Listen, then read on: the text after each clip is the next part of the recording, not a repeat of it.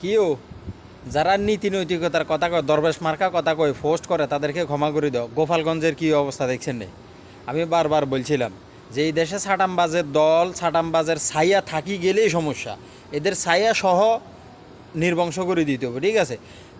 বিগত দিনে ছাত্র বৈষম্য বিরোধী আন্দোলনে কোথাও কোনো সেনাবাহিনীর উপরে, সেনাবাহিনীর গাড়ির উপরে কোথাও কোনো হামলা হয় নাই। কোনো ছাত্র, কোনো সাধারণ জনগণ করে নাই। এই আওয়ামী লীগ কতটা ভয়ঙ্কর! এই যে গোপালগঞ্জে দেখেন সেনাবাহিনীর গাড়ি পর্যন্ত ভাঙ্গি ভাঙচুর করে দিছে। কত বড় অরাজকতা তারা সৃষ্টি করতেছে গোপালগঞ্জে, খুলনায়, বিভিন্ন তবে সবচাইতে বেশি হলো গোপালগঞ্জে। এই কারণে বলছিলাম যে আওয়ামী লীগের কিছু কিছু লোক ছাড়া, কিছু কিছু লোক ছাড়া বাকি আওয়ামী লীগ বলা বংশসহ নির্বংশ করে দেওয়া দরকার। কারণ এরা হইলো স্বৈরাচার। এরা দেশের ভালো কখনো দেখবে না। এরা ওই এখন ওই জয় ওইখানে বসি বসি একদিন এক এক কথা বলে, একদিন মাল খায়, ডেট ফেল গাঞ্জা খায়, ডেট ফেল মদ খায়, একদিন এক এক কথা বলে বিভিন্ন ভিডিওতে। একদিন এক রাজনীতি করতেন না, আরেকদিন এক রাজনীতি করবো, আরেকদিন এক এখনও সংসার সরকার বলে, এখনও বলে পদত্যাগ করো না, এখনও বলে বৈধ সরকার। শালা গাঞ্জাখোর তুই দেশে খালি। এই যে গোপালগঞ্জে সেনাবাহিনীর উপরে যেসব আক্রমণগুলো হচ্ছে, সেনাবাহিনীর গাড়িগুলো ধ্বংস করতেছে, বিভিন্ন দেশের স্থাপনাগুলো ধ্বংস করতেছে আওয়ামী লীগ, কতটা ভয়ঙ্কর! এরা যদি দ্বিতীয়বার কোনো ক্ষমতায় আসে বা কোনো রকম আজ থেকে 20 বছর 50 বছর পরও যদি এরা ক্ষমতায় আসে, ঠিক আছে, তাহলে এই দেশটা দেশ থাকবে না, এই দেশে কোনো মানুষ বসবাস করবে না, ঠিক আছে?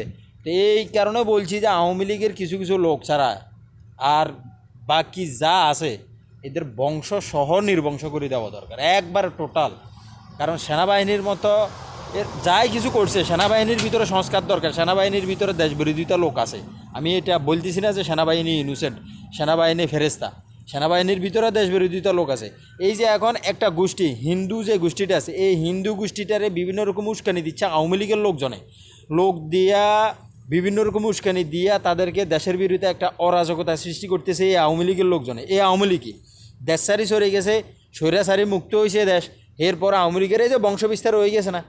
সাটাম্বা জীবনে কোনোদিনও ভালো না, কুত্তা কোনোদিনও লাথি ছাড়া ভালো হয় না, ঠিক আছে না? আপনার যত লাইছেবেন কুকুরেলে হয়েছে মোগর, এইটা হয়েছে আওয়ামী লীগ, ঠিক আছে? তবে আওয়ামী লীগের ভিতরে আবার আমি বলতেছি বারবার যে বেশ কিছু লোক আছে ভালো, যারা দেশ প্রেম করে, দেশের প্রতি ভালোবাসা আছে, দেশের প্রতি মায়া মহব্বত আছে। তাদের এখন ওই যে কুত্তার কারণে এই ভালো কয়টা মানুষের নাম সুনাম সব কিছু বদনাম হয়, ঠিক আছে?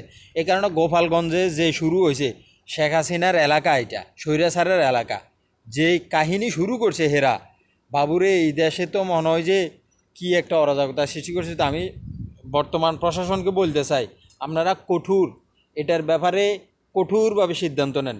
বর্তমান সরকারকেও বলতে চাই, বর্তমান ছাত্র জনতাকেও বলতে চাই, তোমরা স্বৈরাচারকে যেভাবে মনে করো দেশ থেকে বিতাড়িত করছো, গোপালগঞ্জটাকে এভাবে একদম নিট অ্যান্ড ক্লিন করে ফেলতে হবে মাত্র 10 মিনিটের ভিতরে। প্রত্যেকটা প্রশাসন, ওই যে র্যাবের এক কর্মকর্তা ভাষণ দিছে না, আমরা যদি ক্লিয়ার করতে চাই 10 মিনিট লাগবে। ছাত্র জনতা তোমাদের উদ্দেশ্যে বলতে, তোমরাও ক্লিয়ার করি তো 10 মিনিটের ভিতরে, ঠিক আছে ভাইয়া? গোপালগঞ্জের এটা সেনাবাহিনীর উপরে যে আক্রমণ, যে অত্যাচার, গাড়ি ভাঙচুর, সেনাবাহিনীর গাড়ি ভাঙচুর, সেনাবাহিনীর উপরে আক্রমণ, এটা কখনো কাম্য নয়। হিন্দুদেরকেও উস্কানি দিয়ে শুধু শুধু এই দেশে একটা বিশৃঙ্খলা সৃষ্টি করতেছে। বাড়ি ফুটছে মাস্টারবীর, ইন্ডিয়া যায় প্রচার করতেছে লিটন দাসের নাকি বাড়ি ফোরা গেছে। এইসব দালালি, ইন্ডিয়া এখনও বাংলাদেশের উপরে আক্রোশ, এখনও বাংলাদেশের উপর, কারণ তাদের হাত থেকে বাংলাদেশটা সরে যাইতেছে। বাংলাদেশের কোনো কিছু তারা আর আগের মতো স্বৈরাচারের মতো ব্যবহার করতে পারত না।